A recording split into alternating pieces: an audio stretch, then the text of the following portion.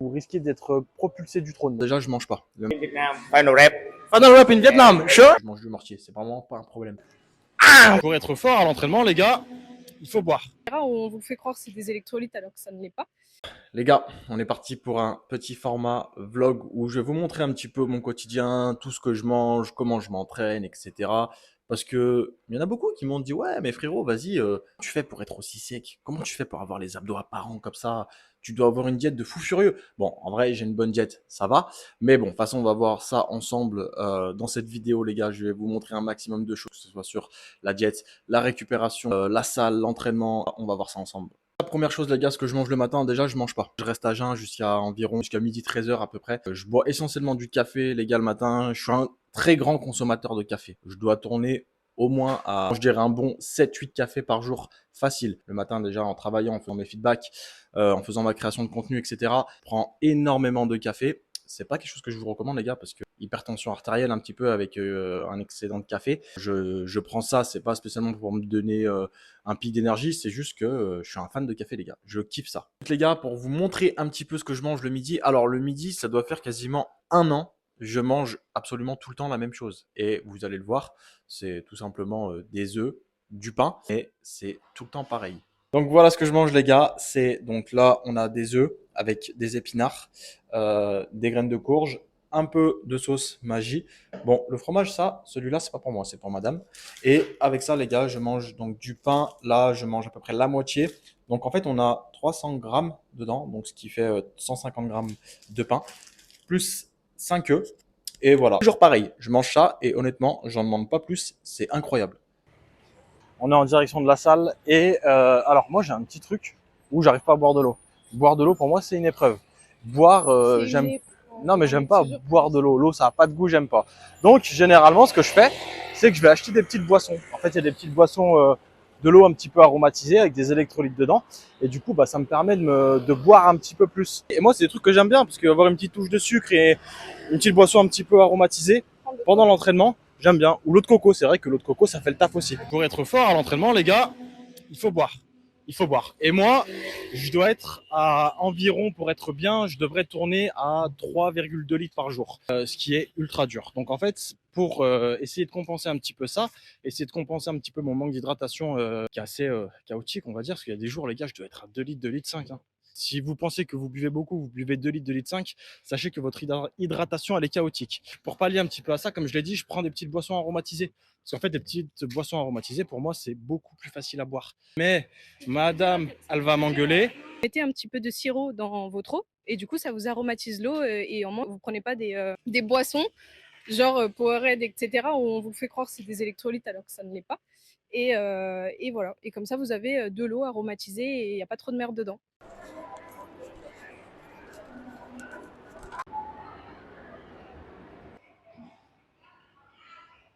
Alors là, du coup, les gars, on est un petit peu dans le Auchan, Carrefour, Leclerc, enfin un supermarché comme on peut retrouver en France, tout ce qu'il y a de plus normal. Avec, vous allez voir, bah, il y a de l'électroménager, des vêtements, de la nourriture, enfin il y a un petit peu tout ce qu'il faut. Mais nous, là, ce qui va nous intéresser, ça va être les eaux électrolysées. Et vous allez voir, il y a du choix. Alors, là, tout ce qui est eau minérale. Donc là, vous voyez le gros bidon de 5 litres, il est en gros à 26 000, ce qui fait l'équivalent de 90 centimes. Et là, vous avez un gros bidon de 5 litres. Et là, vous avez des eaux minérales et vous avez aussi des eaux non minéralisées. En fait, ça, c'est des eaux où il n'y a pas de minéraux dedans. C'est de l'eau traitée. C'est comme si vous buvez l'eau du fer à repasser. Ce que peu de gens savent, c'est que sur l'eau, comme ici, là, donc là, vous avez de l'eau minérale. Et en fait, vous allez voir, ce qu'on appelle l'eau minérale, c'est que tous les minéraux dedans. Ils sont... Ouais, mais ils sont là aussi. Oui, mais là, il y a la petite image, les gens ils verront mieux. Ah oui, voilà. Donc le magnésium, le calcium, le potassium, si je dis pas de conneries. Donc en fait, les eaux minérales, ce qui nous intéresse dans l'eau minérale, c'est les minéraux qui sont dedans. Donc voilà. Et ça, en plus, ça coûte pas hyper cher. Hein. Ouais, 30 centimes. En France, je sais plus combien ça coûte une bouteille d'eau, une Volvic, mais à peu près la même chose. Et, ah oui, chose importante, les gars, venez voir. Alors déjà, tout ça, vous oubliez, tout ça, c'est de la merde. Tout ça, ça sert à rien de boire ça. Par contre, il y a un truc qui est bien, c'est l'eau de coco. En fait, quand vous buvez de l'eau de coco, alors faut faire attention parce que c'est riche en magnésium. Du coup, si vous buvez la bouteille complète, il y a de fortes chances que après, quand vous allez aux toilettes, ça soit un peu compliqué. On s'est compris, hein, mais voilà. Vous risquez d'être propulsé du trône, donc ça, faut faire attention. Mais par contre, blague à part, l'eau de coco, les gars, c'est incroyable. En termes d'électrolytes et de minéraux, c'est juste exceptionnel. Ici, Potassium. là. Mais en fait, elles sont hyper riches en micronutriments, en minéraux. Donc, les eaux de coco, les gars, hyper intéressant. Moi, ce que je préfère personnellement, l'eau de coco, c'est bien, mais je préfère quand il y a un petit goût sucré. L'eau de coco, je trouve ça un peu trop naturel. Donc, moi, ce que j'aime bien prendre, c'est ça. Voilà. Ça, c'est un peu l'espèce de Powerade qu'on va retourner en France. Bon, la liste d'ingrédients ici, elle est aussi longue que ma séance 4. J'ai une séance 4 où j'ai 22 séries dans ma séance. Théo, si tu passes par là, la séance 4, je te déteste. Mais voilà, en tout cas, vous avez une grosse liste d'ingrédients, donc ça, pas ouf. Mais en termes de goût et de micronutriments, on est pas mal. Ça équilibre un petit peu. Madame, elle me regarde en mode pas du tout, c'est de la merde, tu bois de la. Mais c'est bon, c'est bon, c'est bon. Et ça, les gars, vous avez plein d'eau comme ça. C'est ce qui fait un petit peu l'équivalent du Powerade. Les Monsters, en France, je crois que c'est du 550 ml. Là, c'est du 335 ml et ça coûte genre 60 centimes à peu près. Donc la Monster, j'évite de trop en boire. Avant, j'en buvais beaucoup. Je vous promets que premier degré, avant, je tapais peut-être 3 à 4 Monsters par semaine, donc l'équivalent d'une Monster par séance. Là, maintenant, j'essaie de plus me rapprocher des eaux électrolysées. Et il y a des bonnes eaux aussi qui sont super bonnes. Ça, en fait, c'est la saveur yaourt. Mais je vous jure, les gars, c'est une dinguerie. On dirait que c'est dégueulasse comme ça, mais c'est une dinguerie. Et saveur fraise aussi. Celle-là, les gars, c'est une dinguerie. Après, il y a celle-ci que j'aime un peu moins. Mais elles sont pétillantes. Après, c'est vrai que niveau compo, la liste d'ingrédients, elle est un peu moins grande que mon avenir. Donc ça c'est pas mal. Mais perso, je préfère ça. Celle-ci là, oh, c'est une dinguerie.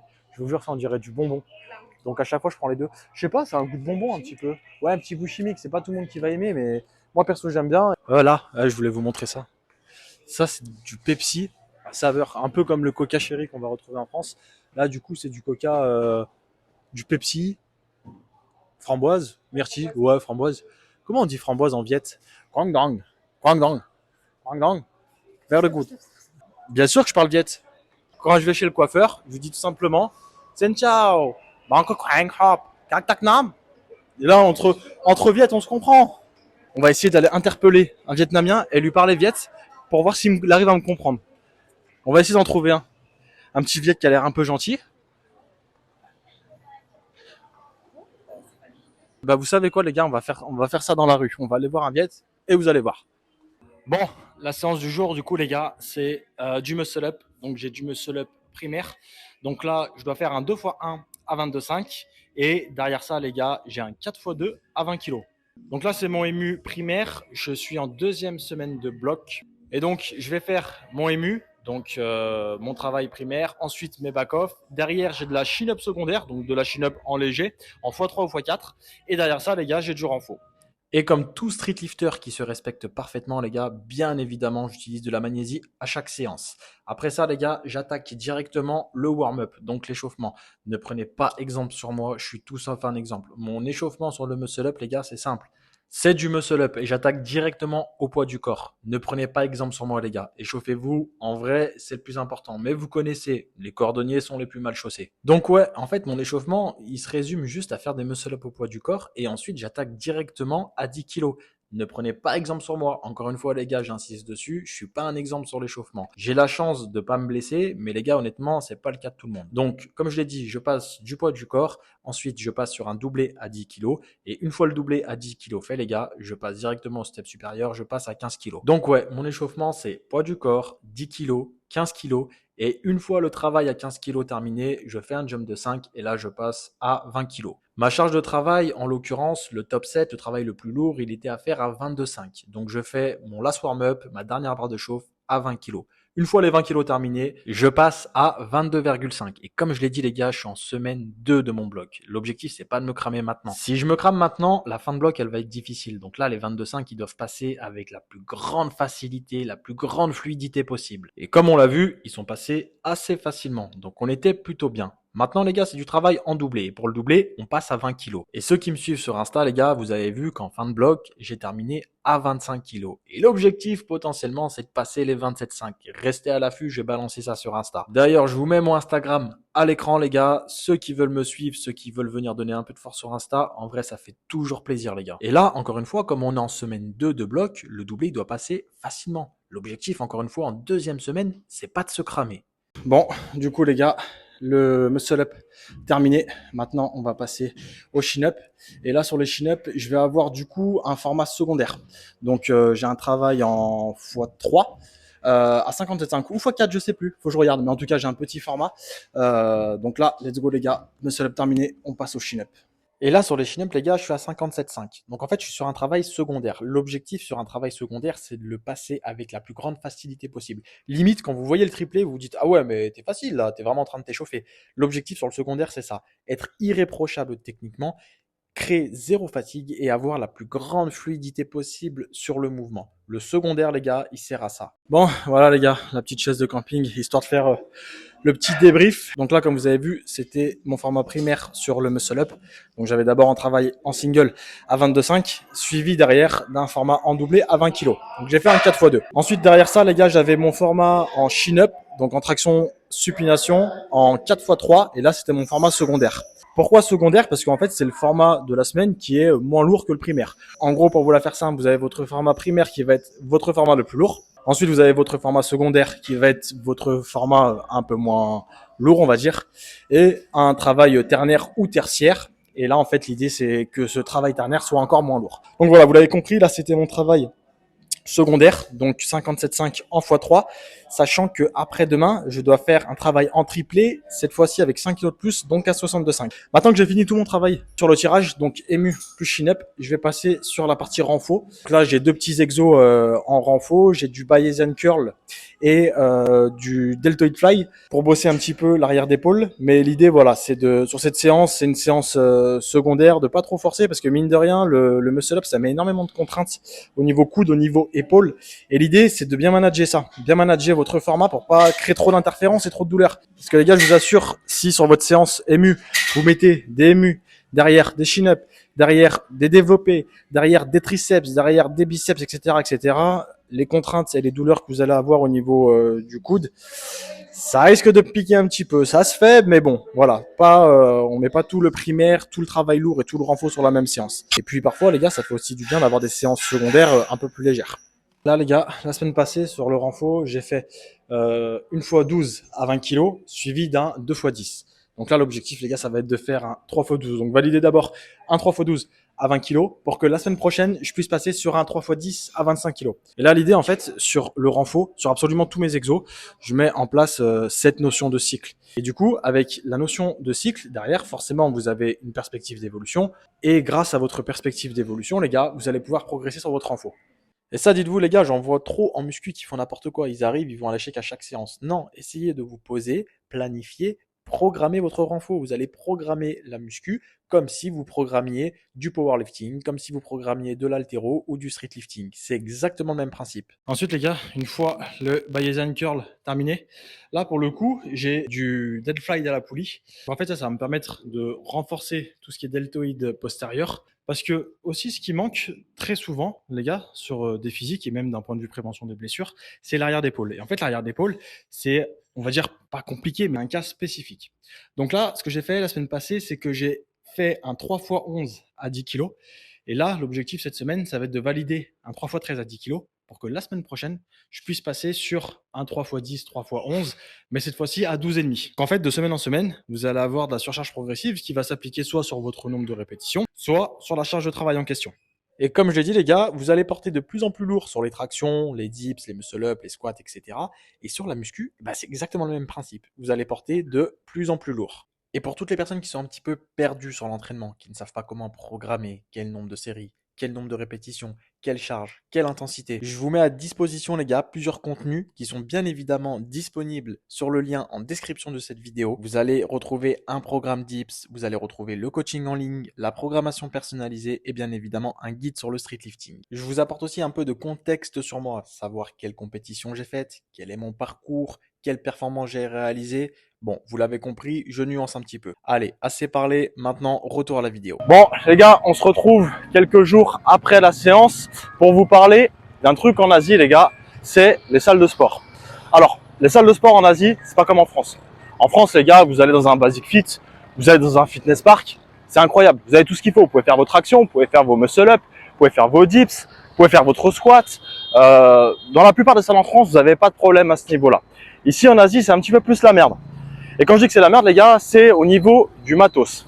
Déjà, premier problème qu'on va retrouver, c'est la hauteur sous plafond où la barre va être suspendue. En gros, ce qui va se passer, c'est que la hauteur sous plafond, elle va pas être suffisante. Du coup, bah, ça va être compliqué pour faire vos muscle-up, pour faire vos tractions, etc. En fait, si vous êtes petit, ça peut le faire.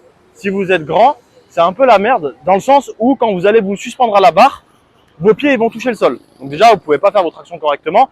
Et du coup, bah, vous êtes un peu obligé de plier les genoux pour essayer de compenser un petit peu la hauteur. Après, au niveau des stations de dips, les gars, c'est la merde parce que les stations de dips ici, c'est pas comme les stations qu'on va retrouver en Europe. En Europe, dans toutes les salles, vous allez dans des Basic Fit, dans des Honor, dans des Fitness Park, vous pouvez faire vos dips et vous n'aurez pas de soucis là-dessus. Ici, les gars, j'ai déjà pété 2 stations de dips. Et vraiment, premier degré, les gars, vous vous suspendez à une station de dips ici, les gars, elles sont pas solides. C'est pas quelque chose de normal de faire des dips, ne serait-ce qu'à 60 kg. C'est pas quelque chose de normal ici. Donc en fait, les stations, elles sont pas conçues pour. Alors déjà, si vous espérez une station réglable, vous oubliez. Ça, c'est pas possible. Il faudrait peut-être aller dans des salles spécialisées, dans des grandes villes, dans les capitales. Mais honnêtement, je suis même pas sûr qu'on puisse trouver ça de partout. Ensuite, les gars, vous avez le problème du squat. Ici, les gars, sur certains racks, vous pouvez pas régler la hauteur pour déraquer votre barre. En fait, soit vous allez être trop haut, soit vous allez être trop bas. Du coup, il y a toujours une petite galère au niveau de la hauteur. Et en fait, tout ça pour dire que vous allez forcément avoir des galères en Asie. Alors, pour faire de la muscu, ça pose pas de problème. Vous allez dans n'importe quelle salle, vous pouvez faire votre développé quelque chose haltère, vos élévations latérales, vos triceps, votre presse, etc. Ça pose pas de souci. Mais quand vous pratiquez un sport un peu plus spécifique, streetlifting, powerlifting, bah c'est la merde, les gars. Surtout que nous, on est deux. Madame, elle fait du power et moi, je fais du street. Ça veut dire quoi? Qu'on peut pas s'entraîner l'un sur l'autre. Du coup, on est obligé de trouver une salle où il y a un parfait compromis. Une salle dans laquelle elle peut faire du squat, du bench, du deadlift.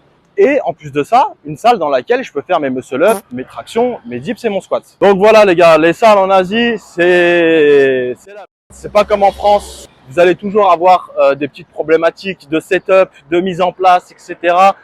Les stations de dips, elles sont pas toujours très solides. Les barres de traction, la hauteur, elle est pas toujours suffisante. Le rack à squat, comme je l'ai dit, c'est un peu la merde. Soit vous êtes trop haut, soit vous êtes trop bas.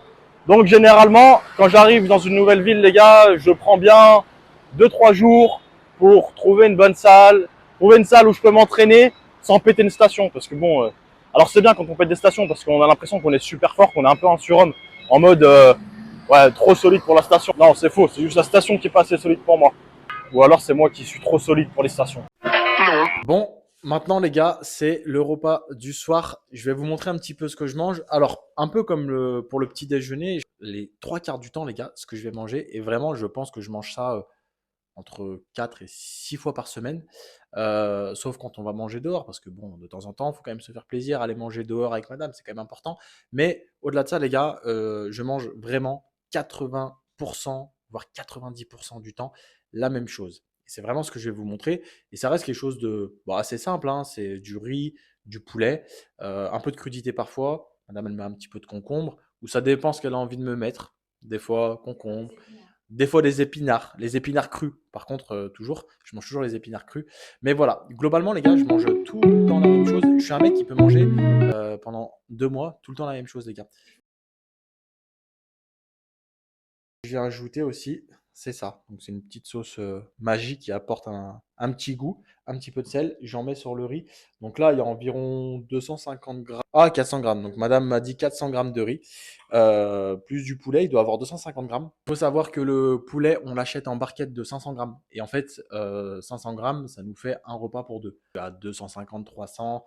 Et madame, ouais, 250, 200 quand je prends les 300. Enfin bref, vous l'avez compris, on se partage 500 grammes de poulet par soir. Donc par repas, on passe 500 grammes de poulet. D'un point de vue bouffe, moi c'est simple les gars. On me dit, mange du mortier, tu seras fort avec du mortier. Je mange du mortier, c'est vraiment pas un problème. Quand vous verrez cette vidéo, les gars, on sera fin janvier. Donc en théorie, on sera le dernier week-end de janvier si je suis à jour dans les prévisions. Et là, l'objectif, les gars, ça va être que je vous sorte 1 à 2 vidéos par mois. Donc tous les mois sur l'année 2026, ma résolution les gars, c'est de sortir 1 à 2 vidéos YouTube, un peu de ce format-là, où je vous montre un petit peu l'entraînement, je vous montre un petit peu les salles, je vous montre un petit peu tout ce que je fais. Donc pensez à vous abonner les gars, je publie aussi un max de shorts YouTube. Vraiment, tous mes entraînements les gars, je les publie en short YouTube. Donc en fait, vous aurez le format long 1 à 2 fois par mois. Je vais essayer de sortir 1 à 2 vidéos par mois sur l'entraînement, sur un peu tout vraiment. Je vais essayer de m'y tenir là cette année. L'année dernière, j'en ai sorti quelques-unes, mais là, l'idée cette année, c'est que j'en sorte un maximum. Donc, je vais essayer de vous filmer un maximum de choses, la salle, ce que je mange. Je vous amène avec moi dans ma vie, juste pour vous parler un petit peu de ma vie, vous montrer un petit peu tout ce que je fais, etc. Voilà, partager un petit peu tout ça avec vous. Et autre chose, les gars, n'hésitez pas à me dire si vous trouvez qu'il y a des trucs qui sont pourris. Vous me dites, ouais, mais ça, frérot, on s'en fout. Vous me le mettez en commentaire. Et également, s'il y a des choses que vous voulez voir, s'il y a des choses qui vous intriguent, comment je dors, où je dors, n'importe quoi, les gars, vous me dites. Donc, n'hésitez pas à me dire dans les commentaires.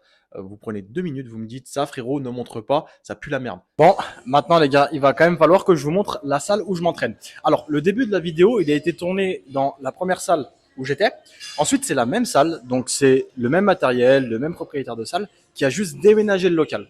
Et là, le local, comme vous allez le voir déjà, il est beaucoup plus grand. Malheureusement, j'ai pas eu le temps de vous filmer la première salle, mais c'était petit, genre vraiment très petit. Là, les gars, on est à l'entrée de la salle. Donc, pour vous montrer un petit peu, là déjà, il y a des poissons. Oui, on va parler des chats aussi. Oui, parce que madame, sa spécialité, c'est que pendant la séance, pendant son temps de récup, elle est collée au chat. Là, voilà, il y a des poissons, mais on filme pas les poissons. Les gens, ils s'en foutent des poissons. Vous, s'il y a des fans de poissons, s'il y a des fans de pêche, vous pourrez nous dire en commentaire ce que c'est comme poisson. Après, voilà, s'il y a des fans de poissons. En vrai, les gars, celui-là. Non, les gars, premier degré, celui-là. Pour ceux qui ont la rêve de Pokémon, dites-moi qu'on dirait pas un Magikarp. En vrai, on dirait pas un Magikarp. Enfin bon, maintenant on revient sur la salle. Donc là, à la salle, les gars, là vous avez une petite partie sur le renfort. Donc là, vous avez un bel squat. Moi, c'est ce que j'utilise. Ça, c'est une machine exceptionnelle, les gars. Vraiment exceptionnelle. C'est pas dans toutes les salles qu'il y en a. Mais bon, je l'ai pas dans ma prog, je l'ai pas dans mon renfort. Mais voilà, machine exceptionnelle. L'avantage, les gars, dans la salle, c'est que vous avez de quoi pratiquer le powerlifting. Et comme je l'ai dit, madame, elle fait du power.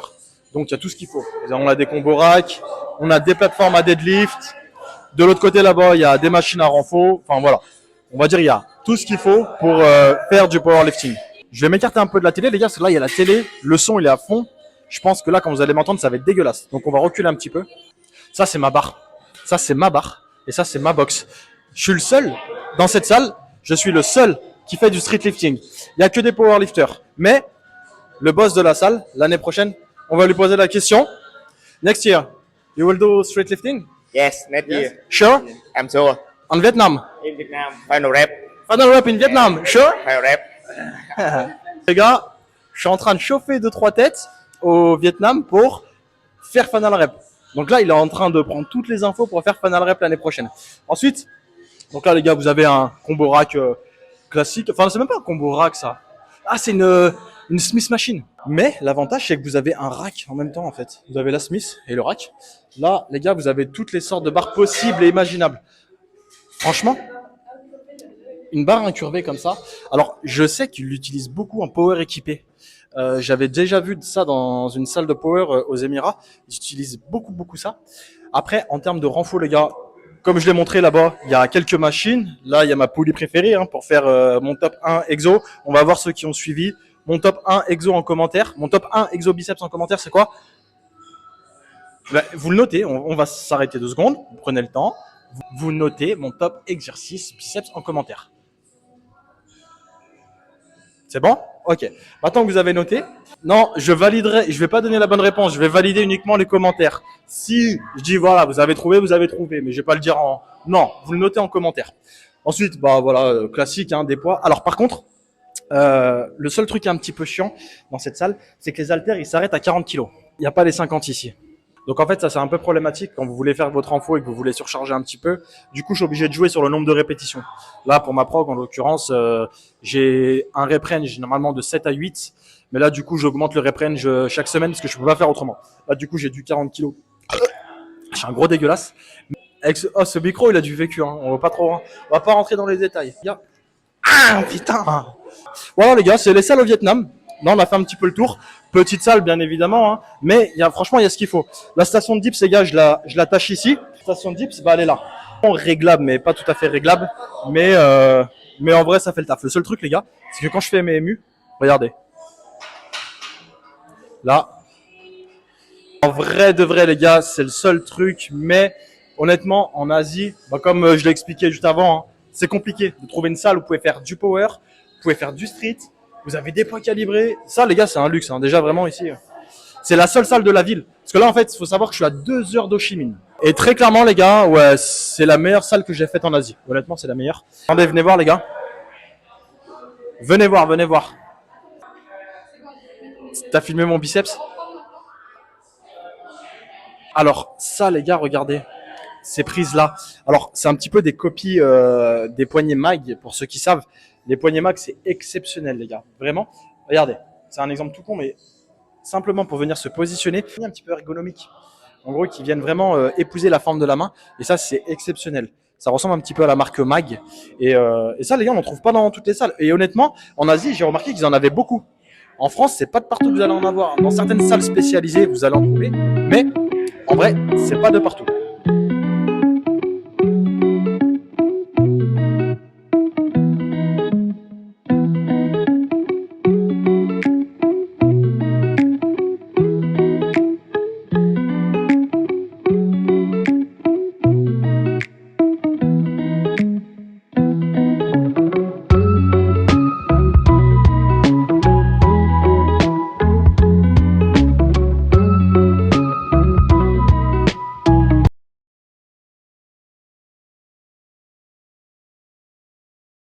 Voilà, maintenant les gars, on va juste apprendre à dire un mot en vietnamien. On va apprendre à dire poisson. Mais comme je sais pas comment on dit, on va demander à un gars. Bro, how do you say fish in Vietnamien? Fish, ka? Ka. Ka. Fish, you say? Cá. Ka. Ka. Toi, toi ka. Ça veut dire I'm a fish. Toi ka. Exactly? Toi la ka. Toi la ka. Ça veut dire je suis un poisson. Je sais pas ce que ça veut dire, mais voilà. C'est un petit mot viet, les gars. Voilà, c'était le petit mot de la fin, les gars. Pensez à vous abonner, mettre un petit commentaire, les gars. Et restez connectés, les gars. Comme je l'ai dit avant dans la vidéo, il va y avoir pas mal de vidéos qui vont arriver. Je vais essayer de tourner un maximum de choses. Pensez à me dire tout ce que vous voulez voir, les gars. Je vous montre tout, que ce soit des plats, des logements. Alors, la prochaine destination, ça sera sur une archipel. Je vous dirai pas où. Vous verrez à la prochaine vidéo. Voilà les gars, comme j'ai dit, pensez à vous abonner, pensez à mettre un petit like, un commentaire et on se voit sur la prochaine vidéo. Allez, bisous!